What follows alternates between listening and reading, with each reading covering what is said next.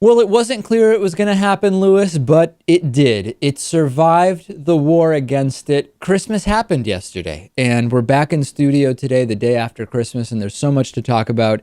As we get closer and closer to the end of the year, Obamacare signups continue to accelerate. A record 2 million people have now visited Healthcare.gov. Think Progress reports that Tuesday was the extended deadline to sign up through the Obamacare exchanges in order to be enrolled in time for January 1st, 2014. And the day before that deadline was hit, Healthcare.gov saw a record traffic of 2 million people visiting and more than 250,000 phone calls over the course of the day. The administration says even though the Tuesday deadline has passed for ensuring coverage by January 1st, they're going to do their best to continue working with people who had trouble getting through the website or finishing the process in time for whatever reason. Now, CNN Money is reporting that federal and state exchanges all saw a huge surge in interest at the last minute. For example, 6,700 people just in Connecticut just on Monday signed up. New York saw 20,000 people, California 27,000 people in a single day. The numbers are adding up, Lewis, at this point when we consider the numbers that were projected, the number of uninsured, and the number of people daily that are signing up in individual states. This is happening.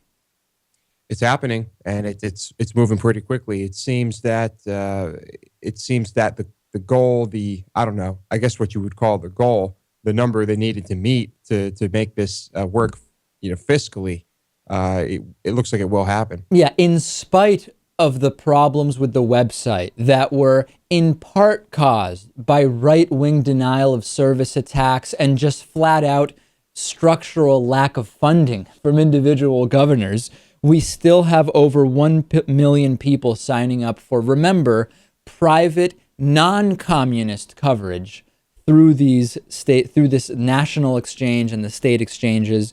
And 2 years from now, I think that we have to just be honest with each other. We have to be honest with the American right and the left, and the right should be honest with us, Lewis, that 2 years from now, it will be abundantly clear that this was a program that, number one, worked, and number two, did some positive things in spite of all of the problems we talk about, Lewis. But by now, Republicans must know that this is going to work.